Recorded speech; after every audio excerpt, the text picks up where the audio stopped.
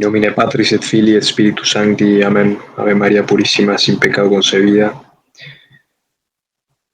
Santa Piedecime, ora pro nobis, in nomine Patris et Filii et Spiritus Sancti. Amén. Queridos amigos de Buscando el Catolicismo, bienvenidos nuevamente al canal. Esta vez leeremos y comentaremos un artículo de un sitio web titulado apologistascatólicos.com.br.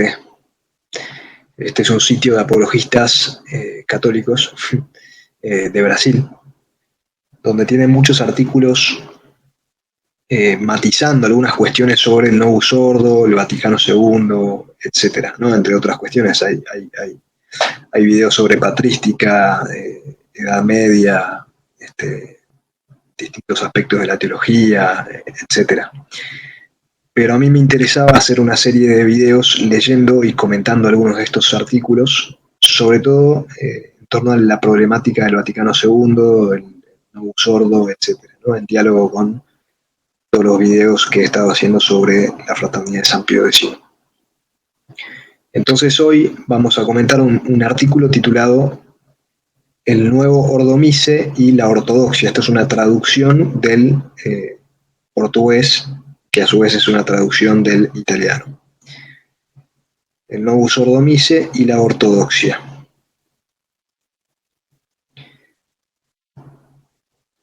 Es un escrito del padre Cipriano Bagaglini. El 30 de noviembre de 1969, según lo previsto en la Constitución del Missale Romanum, entraría en vigor el nuevo Ordo Misse. Considerando peligrosa esta nueva reforma heterodoxa para la unidad de la fe, los cardenales Ottaviani y Bacci enviaron una carta al Papa pidiéndole que derogara los nuevos ritos. Así el padre Bagaglini, en una carta publicada en la revista del Clero Italiano, diciembre de 1969, páginas 688 a 699, no sin una pizca de ironía, comenta su argumento y disipa sus temores de heterodoxia y de peligro contra la fe. Dice así: el próximo 30 de noviembre entra en vigor también en Italia el nuevo Ordo Misse. El comunicado oficial de la Conferencia Episcopal Italiana, la CEI, fue precedido poco después en la prensa por la noticia de una carta, ahora pública, de los cardenales Ottaviani y Bacci al Santo Padre, en la que los dos eminentes se posicionan contra las nuevas normas litúrgicas. Esto, en su opinión, representa, tanto en su totalidad como en sus detalles, un alejamiento sorprendente de la teología católica de la Santa Misa. Ante la gravísima ruptura que introduce este documento, siempre, según su pensamiento en la doctrina católica, consideran que tienen más que el derecho de pedir con filial confianza al legislador la derogación de la propia ley. Es decir, pedir al Papa que derogue las disposiciones impuestas por el nuevo ordo. Denme un segundo que voy a buscar el original portugués por si hay alguna cuestión con la traducción. Así puedo chequearlo. Acusación, por tanto, de heterodoxia en puntos graves de la doctrina católica en un texto capital de la liturgia aprobado y promulgado por el Papa en la Constitución Apostólica Missale Romanum del 3 de abril de 1969, elaborado por el Concilio para la aplicación del orden litúrgico, reformada y examinada previamente según la costumbre por Dios sabe cuántos subcomités de expertos, así como por otras congregaciones romanas, incluida naturalmente la Congregación de la Fe, antiguamente el Santo Oficio, de la que el cardenal Ottaviani es prefecto emérito, siempre muy activo, eso se dice. Entonces aquí un comentario, siempre se dice que la misa nueva fue hecha por 6 protestantes. Aquí este sacerdote dice que la reforma fue orquestada no solamente por 6 protestantes, sino también por muchos estudiosos de liturgia, ¿no? Muchos expertos y congregaciones romanas, incluida la Congregación para la Doctrina de la Fe, de la cual el cardenal Ottaviani era prefecto emérito. Bien, dice, la prensa se hizo eco en gran medida de la opinión de los dos cardenales. Fuerte acusación, dice distintos periódicos, por ejemplo, la Corriere della Sera, misa herética en Il Cándido. El Papa es simplemente acusado de herejía en la revista Panorama. En Avenire, don Mario Lodi hizo algunas observaciones muy justas desde el punto de vista pastoral, pero que no resuelven la cuestión fundamental de la ortodoxia o no. Ni siquiera el informado artículo de Panorama resuelve este problema. Son citas de distintos periódicos, ¿no? Revistas del momento. Pretendo limitarme aquí a esta acusación precisa de heterodoxia lanzada contra el Ordo Mise. Los fieles y el clero, en el momento en que se disponen a utilizar estos nuevos textos y nuevos ritos, tienen derecho a tener a su disposición los elementos necesarios para poder formarse una idea personal sobre si las opiniones de los dos cardenales están bien fundamentadas. ¿En qué basan entonces sus acusaciones? En este caso remiten todo a un cuadernillo anónimo de 29 páginas que adjuntan a la carta enviada al Santo Padre. Breve examen crítico del nuevo Ordo Mise.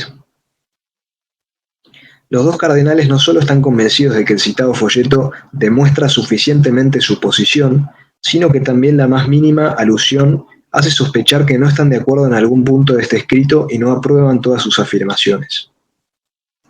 Aquí hay una sección que se titula Tesis y lenguaje. Dice, a partir de los siguientes pasajes que hemos incluido a modo de ejemplo, el lector podrá comprender la tesis de la calumnia, el carácter imperativo y la naturaleza de su lenguaje. Por supuesto, esto es una crítica al examen crítico de Ottaviani y Bacci, ¿no? Que se puede encontrar fácilmente en internet y que difundido básicamente por todos los grupos tradicionalistas, ¿no? Por ejemplo, página 5. Página 5 del examen, ¿no? Por lo tanto, de Ottaviani y Bacci. Por lo tanto, al no haber razones para apoyar esta reforma, la reforma misma parece estar privada de una base racional que al justificarla la haga aceptable para el pueblo católico. También en la página 5, el nuevo Ordo es de tal tipo que satisface a los protestantes más modernistas en muchos puntos. Página 14, en el nuevo Ordo todo esto no hace más que resaltar de manera escandalosa el repudio implícito a la fe en el dogma de la presencia real. Hasta aquí las citas de Ottaviani y Bacci del examen crítico. ¿Serán válidos los nuevos sacerdotes que en un futuro próximo no hayan recibido una formación... sigue las citas, esto es página 17, nota 15. ¿Serán válidos los nuevos sacerdotes que en un futuro próximo no hayan recibido una formación tradicional y se encomienden al Novus Ordo con el objetivo de hacer lo que hace la Iglesia? Está permitido dudar. A un comentario aquí, la duda de Monseñor Lefebvre sobre la validez de las misas y la duda de muchos vacantistas sobre la validez de las ordenaciones nuevas, o sea, del nuevo Ordo, y pueden venir probablemente de aquí, ¿no? De este escrito. Página 19. En el nuevo Ordo, el sacerdote aparentemente no es más que un ministro protestante. Del segundo de los nuevos cánones, el Breve piensa en el panfleto que se puede escribir con razón, entre otras muchas cosas, cita, que puede ser celebrado con total tranquilidad por un sacerdote que ya no cree ni en la transubstanciación ni en la naturaleza sacrificial de la misa, y por lo tanto se prestaría muy bien incluso a una celebración por parte de un ministro protestante. Página 24. Está claro, dice la página 25, que el Novus Ordo ya no quiere representar la fe de Trento. A esta fe, sin embargo, está eternamente ligada a la conciencia católica. Por lo tanto, la promulgación del Novus Ordo coloca al verdadero católico en una trágica necesidad de elección. Hasta aquí las citas del examen firmado o difundido por Ottaviani y Bacci, o no sé si difundido por ellos, pero que se le atribuye a ellos, ¿no? Por tanto, aquí hay que distinguir aquí. Por una parte está el examen este que tiene como 30 páginas más o menos, es como un folleto, que no sé bien quién lo escribió, creo que es anónimo, decía acá el escrito, y por otra parte está la carta firmada por Ottaviani y Bacci, que es una carta cortita. Lo que citamos aquí viene sobre todo del texto más largo. Y entonces sigue diciendo el autor del artículo. Por tanto, para el verdadero católico, desde el momento en que Pablo VI publicó el Nuevo Ordo, El dilema es el siguiente: o conservar la fe y negarse a recibir el nuevo ordo mise, o aceptar el nuevo ordo y renunciar a la propia fe. ¿Y qué pasa con la prueba de tesis única? Aquí hay una sección que se titula La definición de la misa. Denme un segundo, por favor.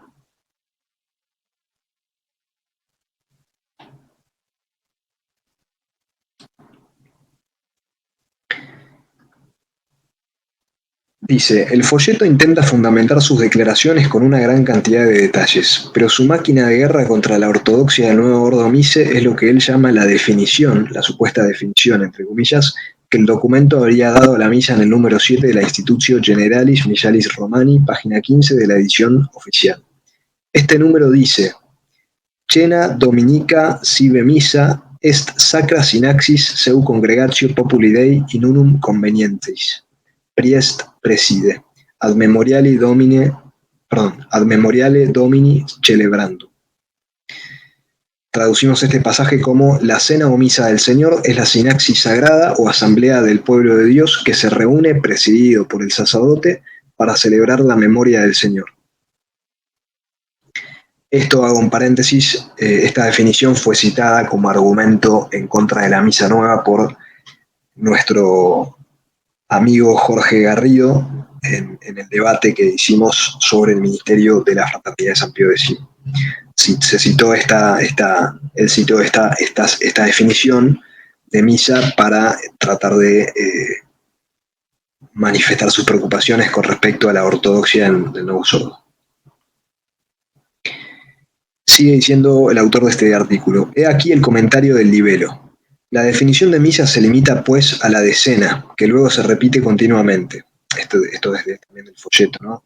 Anti-nuevo sordo. Esta cena se caracteriza también por la asamblea presidida por el sacerdote y la realización de la memoria del Señor, recordando lo que hizo el Jueves Santo. Todo esto no implica ni la presencia real, ni la realidad del sacrificio, ni la sacramentalidad del sacerdocio consagrante, y el valor intrínseco del sacrificio eucarístico independientemente de la presencia de la asamblea. No implica en una palabra ninguno de los valores dogmáticos esenciales de la misa y que constituyen por tanto su verdadera definición. Aquí la omisión voluntaria equivale a su superación y por tanto, al menos en la práctica, a su negación. Entonces, páginas 6 y 7 de el original. Dos cosas, dice el autor de este artículo, son esenciales en este comentario. Primero, el Ordo Mise, en el número 7 de la Institutio, pretende dar una definición de la misa. Es esencial para la difamación que sea una definición adecuada en el sentido escolástico de la ontología teológica de la misa. En otras palabras, una definición en la que se quería expresar todo lo que pertenece a la esencia ontológica de una cosa y por tanto lo que no se expresa en la definición se juzga como perteneciente a esa esencia. De ahí, y solo a partir de ahí, el libelo puede concluir que la definición de misa dada por la institución no afirma ni la presencia real ni la realidad del sacrificio.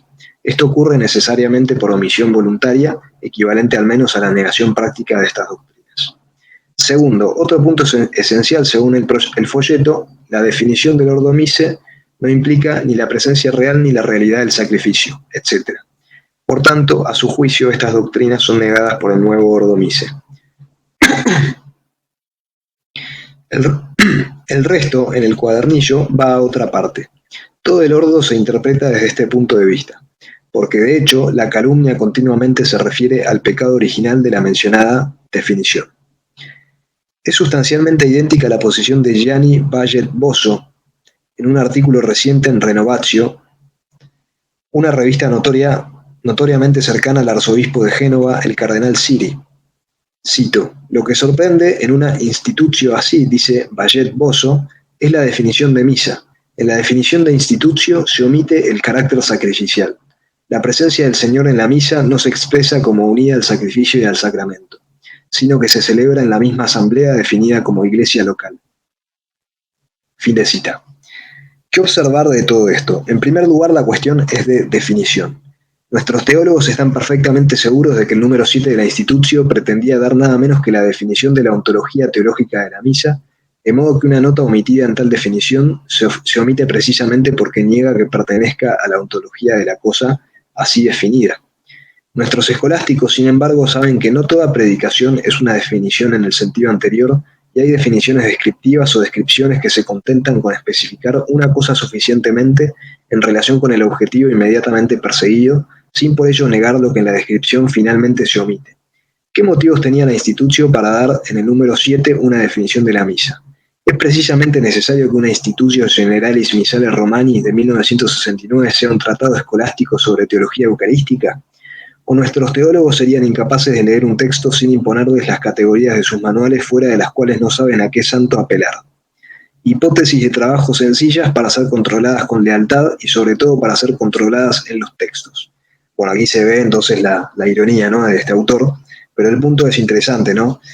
No había necesidad estricta de dar una definición perfecta de la misa en el número 7 del Institutio Generalis, ¿no? Si fuera la única vez que la Iglesia fuera a definir lo que es la misa, entonces sí, habría un problema, pero no es el caso, ¿no? Incluso hay textos paralelos que dan una definición más completa, ¿no? Hay textos magisteriales paralelos, hay muchos de ellos. Ahora bien, el punto de vista de la Institutio, cuando en el número 7 propone la definición incriminada, está claramente expresada en el propio título que, en versalitas y negrita, domina este número. De structura mise eiusque elementis et partibus, que es válido para todo el capítulo 2, de generali structure mise, o sea, de la estructura de la misa y de sus partes y elementos. Y vale exactamente los números 7 y 8. Hablamos pues de structura elementis partibus, no de esencia ni de definitio. O sea, se habla de estructura de elementos de partes, no de esencia ni de definición. Quizás nuestros teólogos digan, pero ¿qué significa estructura cuando hablamos de misa? Nadie necesita ser omnisciente, pero un teólogo, máxime cuando se considera un gran inquisidor de la fe, debe ejercer la cautela antes de pronunciarse y eventualmente la humildad al reconocer su propia ignorancia en la comprensión de expresiones y textos, así como el esfuerzo leal por comprender una expresión del contexto en el que se encuentra. ¿De qué estructura estamos hablando en el número 7 sobre la misa? ¿Desde lo ontológico, como cuando en la buena escolástica decimos, por ejemplo, que el hombre es un animal racional? Obviamente no. Para ello, el ordo mise habría utilizado la expresión de esencia o definición mise. Se trata simplemente de la estructura litúrgico-ritual global de la misa, su morfología litúrgica, su fenomenología litúrgico-pastoral.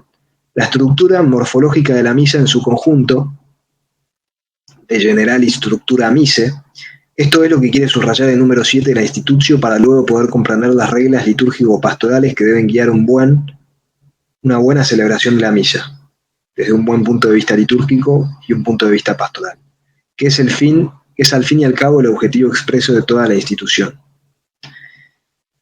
Esta estructura morfológica de la misa se puede deducir idealmente de la celebración de la llamada misa privada sin la participación del pueblo, ya que esta desde un punto de vista ritual es una forma de celebración menos perfecta. Es lógico que de la misa privada no puedan derivarse normas para una buena celebración litúrgico-pastoral de la misa en general. Aunque como es evidente y como observa explícitamente la Institutio en el número 4, desde un punto de vista teológico y ontológico, cito, la misa privada conserva siempre su eficacia y dignidad, ya que es acción de Cristo y de la Iglesia en la que el sacerdote actúa siempre para la salvación del pueblo. Fin de cita. Esto dice la Institutio del Misal Romano, el número 4, o sea que aquí queda refutada la objeción de que el novus ordo o las definiciones del novus ordo no contemplan la misa privada, porque expresamente la Institución General del Misal Romano dice en el número 4 que la misa privada conserva siempre su eficacia y dignidad, ya que es acción de Cristo y de la Iglesia en la que el sacerdote actúa siempre para la salvación del pueblo. Fin de cita. Para comprender verdaderamente la estructura morfológica general de la misa, es necesario, por tanto, partir de la misa en la que el pueblo participa en una asamblea normal. Por tanto, para expresar la estructura general de la misa, que es el título del número 7 de la Institutio, es perfectamente correcto e incluso necesario decir que la misa es la sinaxis sagrada o asamblea del pueblo de Dios que se reúne, presidida por el sacerdote, para celebrar el memorial del Señor. Fin de cita. Sería demasiado pedir al grupo selecto de teólogos, liturgistas y pastores de almas, apoyado por los cardenales Ottaviani y Bacci, así como por Bayet Bozo de Renovatio, que aprendiera a leer y analizar realmente los textos antes de emprender el camino. Cazar definiciones y atacar molinos de viento de la herejía en el ordo mise. Bueno, aquí se ve de nuevo la ironía, ¿no? aclaro que leer esto y publicarlo no significa estar plenamente de acuerdo con todo lo que se dice en el artículo ni con los modos, ¿no? Otra sección dice memorial y sacrificio. Pero hay más y mejor. Nuestros teólogos están completamente seguros de que en la descripción morfológica del acusado número 7 no está implícito, o más bien incluso omitido, el carácter sacrificial de la misa y de la presencia real, como ellos con serena certeza afirman. En la definición incriminada hay 3 palabras mayúsculas: memorial del Señor. ¿Han comprendido nuestros teólogos lo que el Ordo Mise quiere decir con estas palabras? De ninguna manera, aparentemente. Para el folleto, la celebración de la cena en el Ordo Mise se caracteriza, cito, por la asamblea presidida por el sacerdote y por la realización del memorial del Señor recordando lo que hizo el Jueves Santo.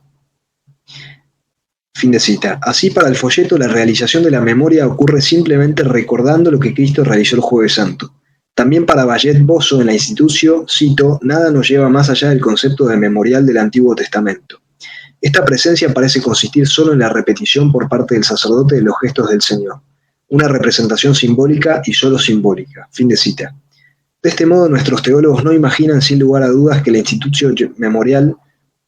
la institutio memorial pueda significar algo más que recuerdo e imitación puramente simbólicos. Solo entonces para ellos resulta obvio que en la famosa definición se omitieron el sacrificio y la presencia real. Pero existe una regla elemental en la interpretación de textos. Cualquier estudiante de primer año de teología que haya aprendido los primeros principios de interpretación de un texto sabe esto. Cuando el significado de una palabra o expresión no está claro en un texto, primero es necesario preguntarse si dicho significado no puede deducirse primero de la información inmediata, el contexto, en segundo lugar el contexto del libro, en tercer lugar el propio autor y por último el entorno. En nuestro caso, el folleto y Bayet Bozo ignoran tranquilamente esta regla de simple honestidad científica. De hecho, si antes de aventurarse a acusaciones fantásticas de heterodoxia hubieran leído la misma institución en el número 2, por lo tanto 25 líneas antes del pasaje considerado prácticamente herético y que contamina todo el nuevo ordo con un espíritu herético, habrían encontrado el siguiente texto, cito, o sea, número 2 de la institución que es criticada. Es por tanto de la mayor conveniencia ordenar la celebración de la misa o la cena del Señor en de tal manera que los ministros y fieles, participando cada uno en él según su condición, reciban íntegramente aquellos frutos que Cristo Señor quiso prodigar, instituyendo el sacrificio eucarístico de su cuerpo y sangre y encomendándolo a su amada esposa, la Iglesia, como memorial de su pasión y resurrección. Fin de cita. En latín dice: Christus Dominus sacrificium eucharisticum sui corporis et sanguinis instituit illudque velut memoriale passionis resurrectionem sue ecclesiae dilecte sponse congredidit.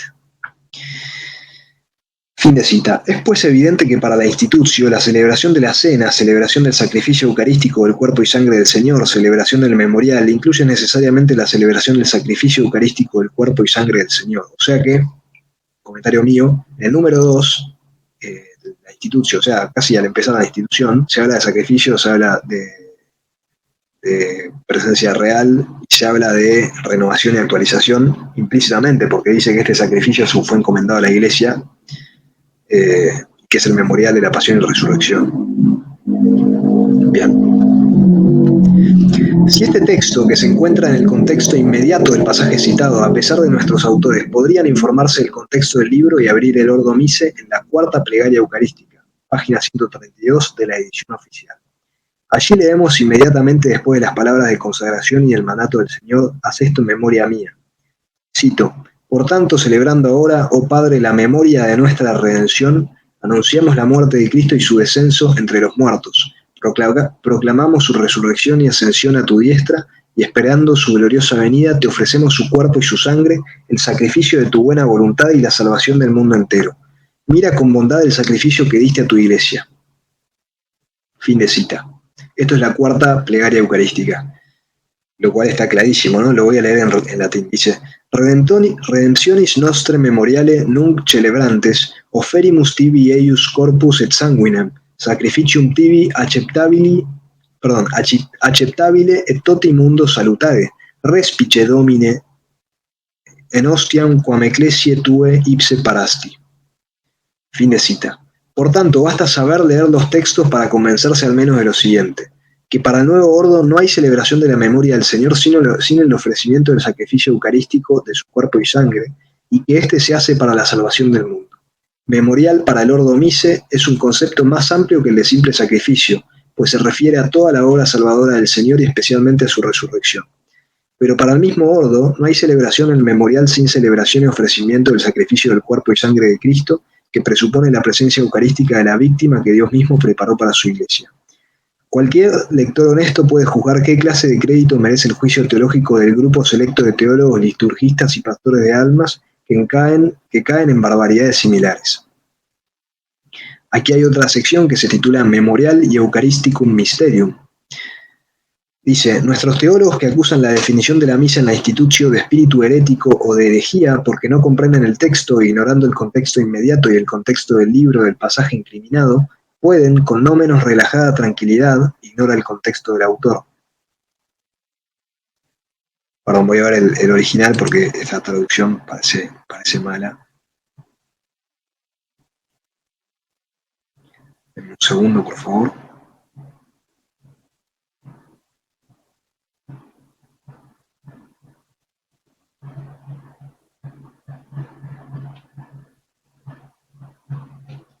Entonces,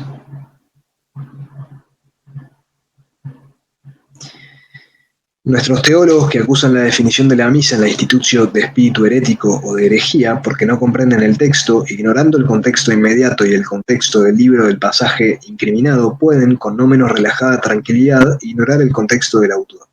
¿No se preguntaron si acaso el Concilium para la Reforma Litúrgica, al que habían puesto bajo sospecha, no había explicado en otras ocasiones sus reflexiones sobre el significado del memorial y en general sobre la teología eucarística, que no encajando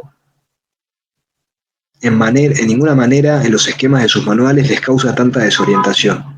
Ahora, este documento existe y es la Instructio de Cultu de Mysteri Eucharistici, Eucharisticum Mysterium, del 25 de mayo de 1967. Elaborado por el Concilium, promulgado por la Congregación de Ritos, pasó también como de costumbre, e incluso más que de costumbre, el examen de la Congregación de la Fe. Payet Bozo también quiso oponer la Instructio Eucharisticum Mysterium a la encíclica Mysterium Fidei. ¿Cómo podría haber contradicciones doctrinales entre ellos después del examen al que hemos aludido? Es cierto que hay un énfasis algo diferente en la forma de presentar la misma doctrina en su conjunto.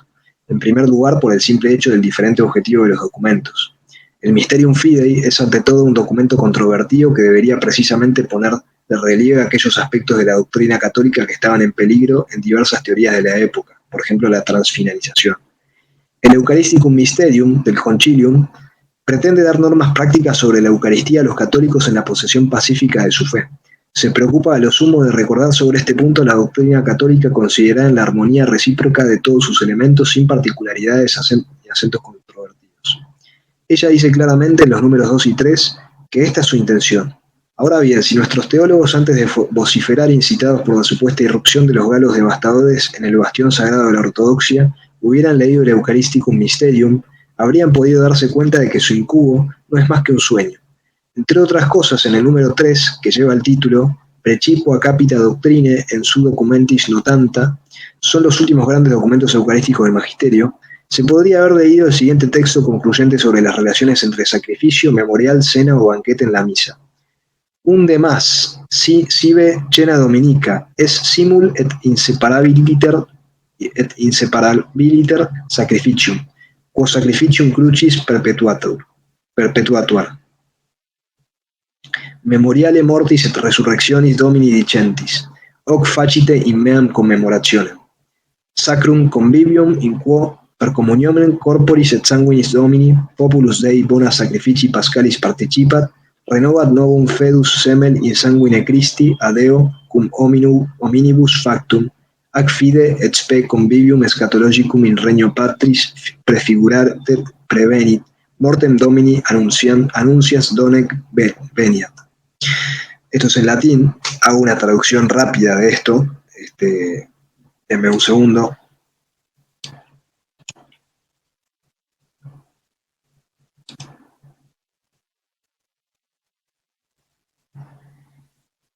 La traducción rápida sería básicamente la siguiente. De donde la misa o cena dominical es al mismo tiempo e inseparablemente un sacrificio por el cual se perpetúa el sacrificio de la cruz. el memorial de la muerte y resurrección del Señor. Lucas 22:19, haced esto en memoria de mí. La fiesta sagrada en la que mediante la comunión del cuerpo y de la sangre del Señor el pueblo de Dios participa de los bienes del sacrificio pascual, renueva la nueva alianza hecha una vez por Dios con los hombres en la sangre de Cristo y en la fe y la esperanza presagia la fiesta escatológica en el reino del Padre. Fin de cita. Bueno, esta descripción es hermosa y además de hermosa es muy precisa y además de muy precisa es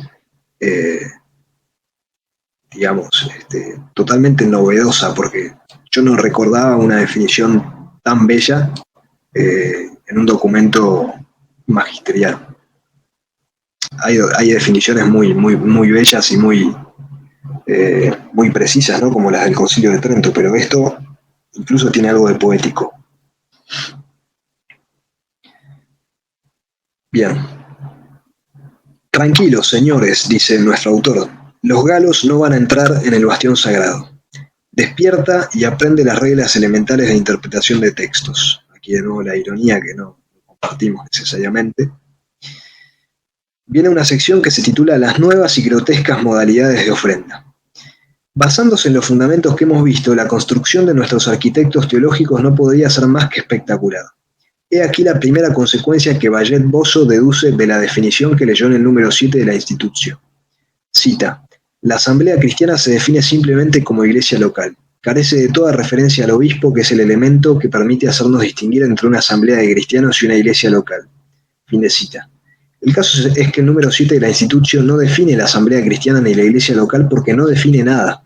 Simplemente dice que para la reunión local de la Santa Iglesia, reunida bajo la presidencia del sacerdote para celebrar la memoria del Señor, la promesa de Cristo vale de manera muy particular, donde 2 o 3, etc. Quien haya intentado comprender lo que significa para la Institutio celebrar la memoria del Señor, no tendrá dificultad, creo, en admitir la verdad de esta afirmación. Si Bayet Bozo encuentra dificultades, relea el número 26 de Lumen Gentium. Su escándalo de que el número 7 de la Institutio carezca de cualquier referencia al obispo proviene simplemente de suponer arbitrariamente que el número 7 quería definir la asamblea cristiana o iglesia local. Sin embargo, admito que Bayet Bozo es curiosamente generoso cuando ignora la no menos escandalosa falta de referencia al Papa, ciertamente no menos necesaria que la referencia al obispo de una definición de la iglesia local, en una definición de la iglesia local. ¿O será que en el teólogo de la Renovatio se esconden traicioneras intenciones protestantes que niegan la primacía pontificia y la necesidad de la comunión con el Papa? Bueno, permítanme que me río un poco de esta ironía, aunque de nuevo no la comparto. Bien, segunda consecuencia deducida por Bayet Bozo, la oposición formal entre el modo en que la misa es definida por el concilio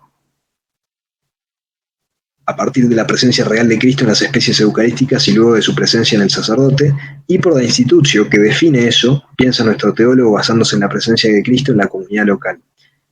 Cita: la Institutio define la misa a partir de la última, mientras que el concilio la define a partir de la primera. Fin de cita. Obsesión por las definiciones, dice el autor aquí, con su ironía. Pero la Institutio no define como le gustaría a Bayet Bozo. Para describir la morfología litúrgico-ritual de la misa, es necesario partir necesariamente de la asamblea, aunque como precisamente lo hace de la asamblea reunida para celebrar el memorial del Señor, en el que se actualiza la presencia eucarística de Cristo. Sigue siendo una definición. Las lecturas litúrgicas, dice Bayet Bozo, están definidas.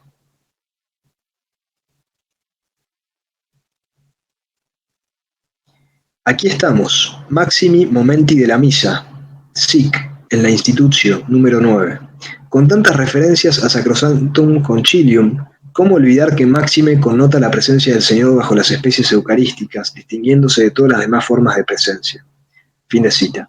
Así, piensa Bayet Bozo, el hecho de que la Institutio diga en el número 9, Lectionis verbi Dei, quo elementum maximi momenti liturgiae prevent, insinuaría la oculta tendencia herética a preceder la misa, contradiciendo la Constitución Sacrosanctum Concilium, la importancia de anteponer la lectura bíblica a la de la presencia real.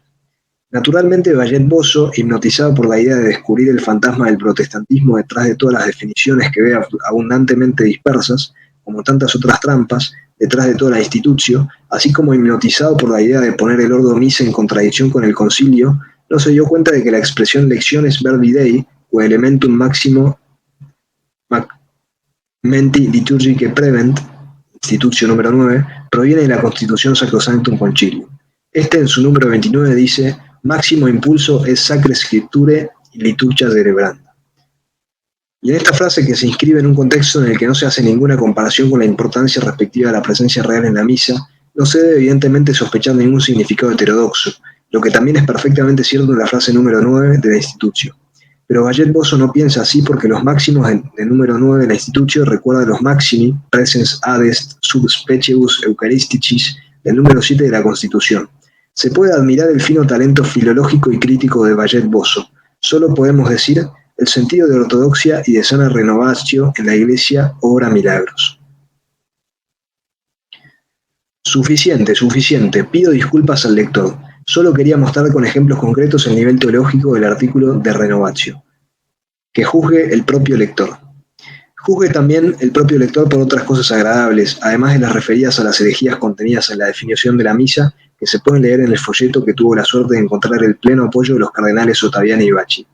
Por difamación, la alabanza a Dios en el nuevo ordo desapareció del ofertorio. Para el folleto, por tanto, las nuevas fórmulas del ofertorio, Benedictus es Domine Deus Universi, no incluyen la alabanza a Dios. La veracá bíblica, según el folleto, no es alabanza a Dios. El mismo elogio por la difamación desapareció también del prefacio, que en el ciclo dominical ya no será el de la Santísima Trinidad, ahora reservado solo a la fiesta, y que por tanto se pronunciará solo una vez al año. Esto es una cita del libelo del folleto. Así, para el folleto, la alabanza a Dios entre todos los prefacios se encuentra solo en los misterios de la Santísima Trinidad.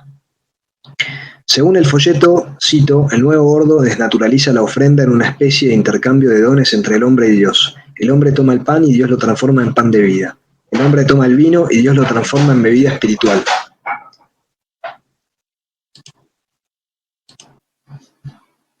Disculpen, tuve que frenar un segundo. Continúo entonces. Según el folleto, el nuevo ordo desnaturaliza la ofrenda en una especie de intercambio de dones entre el hombre y Dios. El hombre toma el pan y Dios lo transforma en pan de vida. El hombre toma el vino y Dios lo transforma en bebida espiritual. Es superfluo notar la absoluta indeterminación de las dos fórmulas, panis vitae y potus spiritualis, que pueden significar cualquier cosa. Fin de cita. Se alude a los mismos textos que el nuevo ofertorio. El autor, que ironiza sobre la teología de esos textos y se escandaliza por ellos, ignora, huelga a decir, del pasaje del Concilio Vaticano II, Gaudium et Spes 38, final, que dice: el Señor dejó para los suyos una prenda de esta esperanza, que el hombre y la criatura son liberados del pecado para convertirse en oblación aceptada por Dios, y un viático para este camino. Ese sacramento de la fe en el que los elementos de la naturaleza cultivados por el hombre se convierten en el cuerpo y la sangre gloriosos en la cena de comunión fraterna y presentimiento del banquete celestial. Fin de cita. El autor del folleto no tiene la menor sospecha de que esta idea, el concepto de divinum commercium aplicado a la Eucaristía, se expresa abundantemente en las liturgias antiguas y modernas. Es esencial en el canon romano tradicional y está recogida en la fórmula Oferimus tibi de tuis donis ac datis, sobre lo que parece que el teólogo nunca reflexionó. En cuanto a las palabras panis vitae y potus spiritualis, el autor no se dio cuenta de que provienen sustancialmente, entre otras, del canon romano, que dice: Oferimus tibi panem sanctum vitae eterne et calicem salutis perpetue. También puede consultarse Juan 6:48 y Juan 6:55. Disculpen los ruidos de fondo, hay gente en la casa. Es verdad que la expresión tomada en sí misma, aislada, es indeterminada, pero el autor no reflexionó sobre por qué en este punto de la misa el ordo la prefirió. Es decir, para no anticipar indebidamente la idea que debería expresarse en el canon mismo, como lo es efectivamente en todos los cánones del ordo, en la epíclesis antes de la consagración. Ut corpus et sanguis fiam Domini nostri Jesu Christi. Para el autor del librito, en la página 20, solo en un caso, la misa sine populo, vale la pena admitir que la misa es actio Christi et ecclesia. El autor no leyó el número 1 de la Institutio, en el que desde el principio se dice que toda misa es acción de Cristo, que toda misa es acción de Cristo y de la Iglesia. Celebratio mise ut actio Christi et populi Dei hierarchicae ordinati. Además, entendió el significado del párrafo exactamente al revés. Pero llegados a este punto no hace falta continuar, no merece la pena. El autor califica de grotescas las nuevas modalidades del ofertorio en el Ordo Mise. Dejemos que el lector juzgue a quién se aplica mejor este adjetivo. Permítanme no formular juicios personales sobre los cardenales Ottaviani de 79 años y Bacci de 84, quienes después de una larga reflexión y oración, cita de ellos, sintieron que debían hacer lo que hicieron. Cualquier lector prudente ya se ha pronunciado al respecto. Solo recuerda los hechos. Basta añadir como mucho que el cardenal Bacci es reincidente. Recuerda la túnica strachiata de Tito Cassini. Los hechos son tristes y cualquiera que ame a la Iglesia no debería alegrarse por ellos. Sin embargo, no os desaniméis por caridad. Es un pequeño chubasco de mitad de temporada en esta magnífica primavera, que estoy personalmente convencido de ello, a pesar de todas las nubes momentáneas, se está extendiendo por toda la Iglesia. Bueno, esta oración creo que lamentablemente le quita mucha autoridad a este artículo, aunque tiene buenos puntos el artículo, pero no dejo de comentarlo a favor y en contra, ¿no? Aquí está diciendo que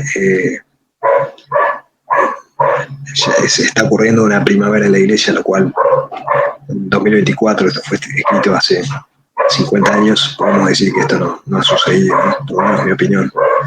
Y creo que muchos que escuchen esto compartirán. También en este pequeño episodio Dios purifica a su iglesia tan necesitada de purificación como lo demuestra la posibilidad de que hayan ocurrido los hechos antes mencionados. Seguramente se está refiriendo a algunos abusos litúrgicos, ¿no? Nos basta con recibir el aliento de la primavera que emana del nuevo Ordo Mise con el alma expandida cum gaudio spiritus sancti. La iglesia no ha dado un escorpión a sus hijos que pidan pan, eso es seguro. Al contrario, les dio comida y bebida muy fuertes. Con ellos el pueblo de Dios siempre podrá recuperar fuerzas en el desierto, usque ad montem Dei ore.